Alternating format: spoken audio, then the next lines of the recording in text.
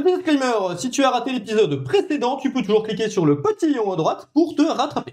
Hello les caféinés. On vient de finir les années 2000 avec la Play 2 reine du game, la Wii qui fait transpirer ta famille au bowling et Minecraft qui débarque. Aujourd'hui, on avance dans les années 2010. L'époque où le jeu vidéo est devenu plus qu'un simple divertissement. Alors, prends ton café, générique, c'est parti.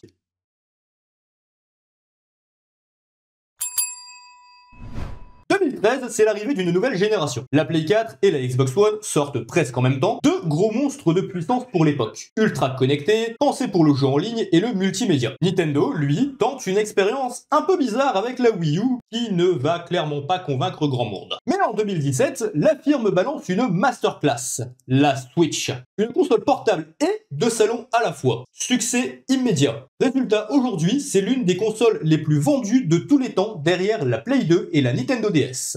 Une console, c'est bien.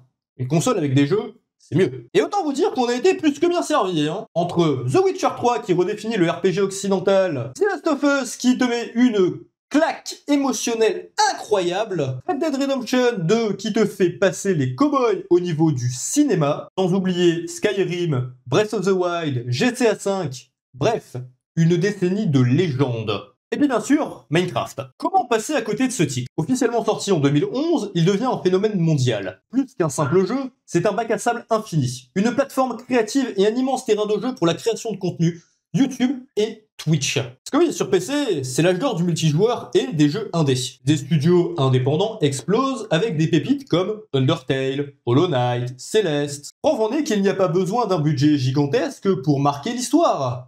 Juste une bonne idée et beaucoup de passion. Côté business, c'est aussi l'époque des DLC, des jeux en service, des Season Pass, et pour certains, des loot box. On en pensera ce qu'on veut, mais le modèle économique du jeu vidéo a clairement changé et se cherche encore à l'heure actuelle. Les années 2010, c'est aussi la décennie où jouer devient social. C'est fini l'époque du petit geek boutonneux planqué dans sa chambre derrière son écran. L'e-sport explose avec League of Legends, CSGO, Dota 2.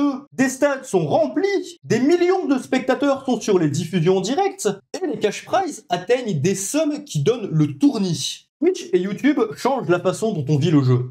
On ne joue plus seulement, on regarde, on partage, on discute. Le jeu vidéo devient un spectacle et un moment de partage entre personnes. Côté nouvelle technologie, c'est aussi l'arrivée de la réalité virtuelle avec l'Oculus Rift, le PSVR, le HTC Vive. Tout n'est pas encore parfait, mais on entre dans un nouveau terrain de jeu. On voit aussi apparaître le cloud gaming avec Stadia, xCloud, GeForce Now. L'idée? Bon, c'est simple, hein. Jouer sans console ni PC puissant, juste avec une bonne connexion internet. Et il en faut une bonne. Bon, c'est encore balbutiant. Mais l'avenir se dessine. Peut-être qu'un jour, il n'y aura plus besoin d'avoir de console réellement chez soi, ou d'ordinateur complexe. Juste un simple petit PC basique, et on pourra jouer à GTA 32. Peut-être. Bref, les années 2010 à 2020, c'est la décennie où le jeu vidéo est passé de simple loisir à un phénomène culturel planétaire. Des consoles plus puissantes, des jeux qui marquent une nouvelle génération, le retour triomphal de Nintendo avec la Switch, les indés qui surprennent, l'explosion de l'e-sport et du streaming, et de nouvelles technologies qui ouvrent la voie au futur. Et justement, la suite, ce sera le futur du jeu vidéo. PS5, Xbox Series, Cloud, Metaverse, intelligence artificielle, on en parlera bien évidemment dans un futur épisode. Sur ceci, abonne-toi pour ne rien louper, balance un like si t'as kiffé, et rejoins la bande des caféinés. Portez-vous bien, buvez un café, embêtez vos voisins, et peace!